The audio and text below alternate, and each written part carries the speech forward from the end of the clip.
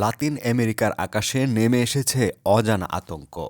বিস্ফোরণের শব্দ, হঠাৎ বন্ধ আকাশসীমা।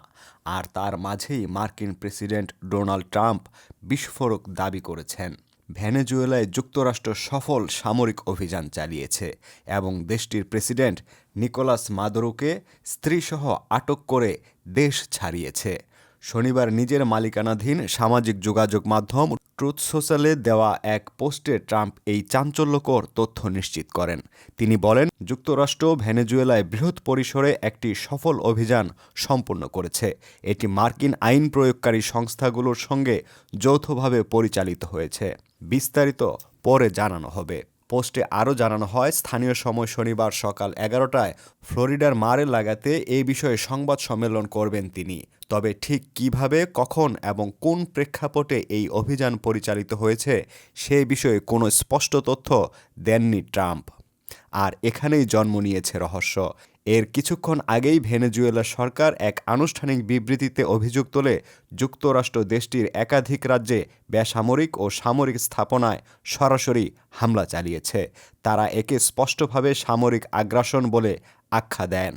কাতার ভিত্তিক সংবাদ মাধ্যম আল জাজিরা জানায়, ভেনেজুয়েলার সরকারি ভাষ্য অনুযায়ী রাজধানীর কারাকাস ছাড়াও মিরান্ডা, আরাগুয়া ও লা ওয়ারিয়া রাজ্যে হামলার ঘটনা ঘটেছে। কারাকাসের দাবি, এই আক্রমণের পেছনে যুক্তরাষ্ট্রের মূল উদ্দেশ্য ভেনেজুয়েলার তেল ও খনিজ সম্পদ দখল করা।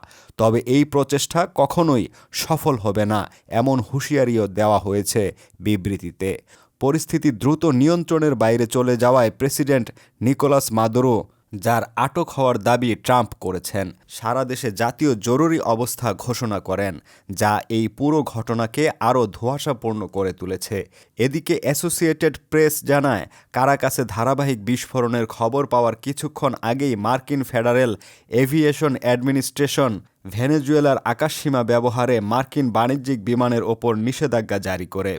কারণ হিসেবে উল্লেখ করা হয় চলমান সামরিক তৎপরতা। নিষেধাজ্ঞার পরপরই কারাকাসে অন্তত 7টি বিস্ফোরণের শব্দ শোনা যায়। এতে শহর জুড়ে আতঙ্ক ছড়িয়ে পড়ে, বন্ধ হয়ে যায় স্বাভাবিক জীবনযাত্রা। ট্রাম্প প্রশাসন দীর্ঘদিন ধরেই মাদুরোর বিরুদ্ধে যুক্তরাষ্ট্রে মাদক পাচার ও অবৈধ অভিবাসনের মদদ দেওয়ার অভিযোগ করে আসছেন। ট্রাম্প স্পষ্ট করে বলেছেন, যুক্তরাষ্ট্রের যে কোনো আক্রমণের মূল লক্ষ্য মাদক চোরাচালান বন্ধ করা। অন্যদিকে মাদুরোর পাল্টা বক্তব্য, ট্রাম্প আসলে ভেনেজুয়েলাকে উপনিবেশ হিসেবে পরিণত করতে চান এবং তার আসল লক্ষ্য দেশের বিশাল জীবাশ্ম জ্বালানি সম্পদ। উল্লেখযোগ্য বিষয় হল, 2024 সালের নির্বাচনে নিকোলাস মাদুরোর বিজয়কে যুক্তরাষ্ট্র স্বীকৃতি দেননি, যা দুই দেশের টানাপোড়েনকে আরও ঘনীভূত করে। সব মিলিয়ে প্রশ্ন থেকেই যাচ্ছে, মাদুরো কি সত্যিই আটক, নাকি এটি কৌশলগত মনস্তাত্ত্বিক যুদ্ধের অংশ? ভেনেজুয়েলার আকাশে যে বিস্ফোরণ, তা কি নতুন কোনো বৃহৎ সংঘাতের সূচনা? উত্তর মিলবে কিনা তা হয়তো সময়ই বলবে। তবে আপাতত ভেনেজুয়েলা ঘিরে বিশ্ব রাজনীতির আকাশে জমে উঠেছে ঘন রহস্যের মেঘ।